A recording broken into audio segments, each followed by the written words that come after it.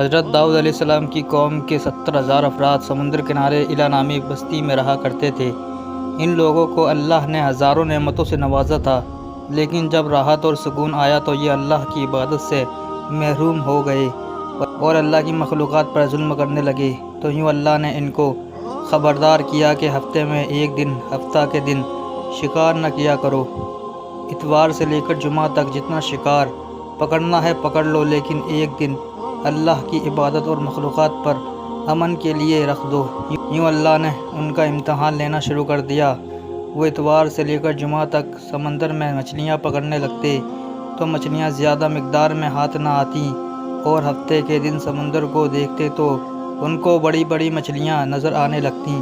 ان لوگوں میں سے ایک شخص کو شیطان نے بلگلایا کہ پریشان کیوں ہوتے ہو، میری ترکیب پر عمل کرو، تم شکار سے کبھی محروم نہیں رہو گے۔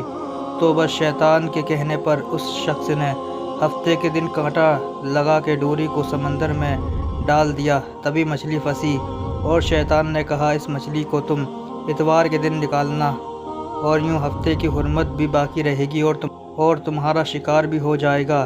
بس شیطان کی اس بتائی ہوئی ترکیب پہ ہفتے کے دن مچھلی پھنسی رہی اور وہ اتوار کے دن نکالتا اور خوشی سے کھاتا۔ جب اس کے آس پاس کے لوگوں نے پوچھا تو ان کو بھی یہ ترکیب بتانے لگا، اور یوں اس قوم کے کچھ لوگ ہفتے کے دن مچھلی پکڑنے کے لیے جال پھینکتے اور اتوار کے دن نکالتے، اور کچھ نے تو اس سمندر میں سے نالیاں بنا کر چھوٹے چھوٹے تالاب بنا دیے تاکہ ہفتے کے دن جیسے ہی مچھلیاں یہاں سے گزرے تو ان تالاب میں پھنس جائیں، اور ہم اتوار کے دن ان مچھلیوں کو نکال کر پکا کر کھائیں گے۔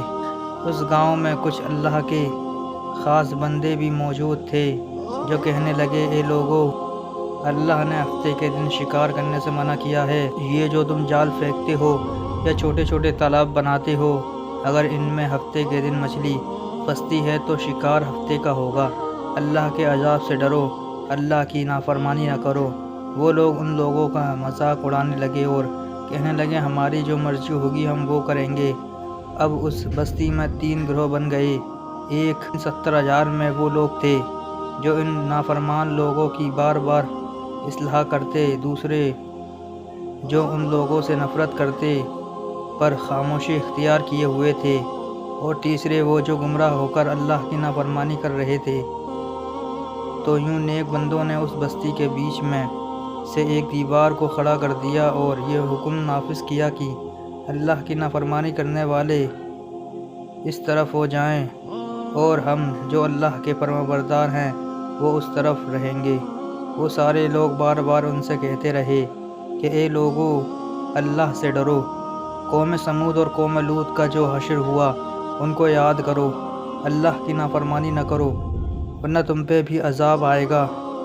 تو سارے نافرمان، جن کی تعداد تقریباً 12,000 تھی، سب ہنستے رہے اور کہنے لگے، یہ تو سب کتابی باتیں ہیں، ہم پر کوئی عذاب نہیں آئے گا۔ بس جیسے ہی وہ گروہ 2 حصوں میں تقسیم ہو گیا، ایک وہ جو اللہ کے فرمانبردار بندے دیوار کے اس طرف تھے، اور دوسرے وہ نافرمان بندے جو دیوار کے اس طرف تھے، اور وہ نافرمان لوگ پوری رات ہنستے رہے، مذاق اڑاتے رہے، اور وہ اللہ کے خاص بندے دیوار کی اس طرف اللہ سے معافی مانگنے لگے۔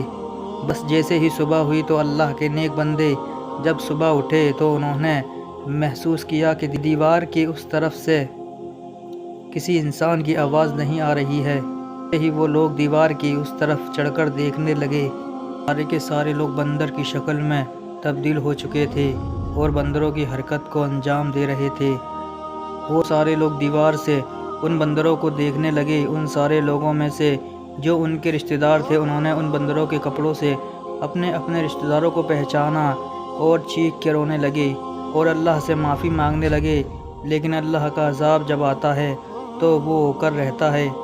تو وہ 12,000 لوگ جو بندر بن چکے تھے، کچھ بھی کھا پی نہیں پا رہے تھے، اور یوں 3 دن بعد وہ اس عذاب میں آ کر مر گئے جو اللہ کی نافرمانی کرتے تھے۔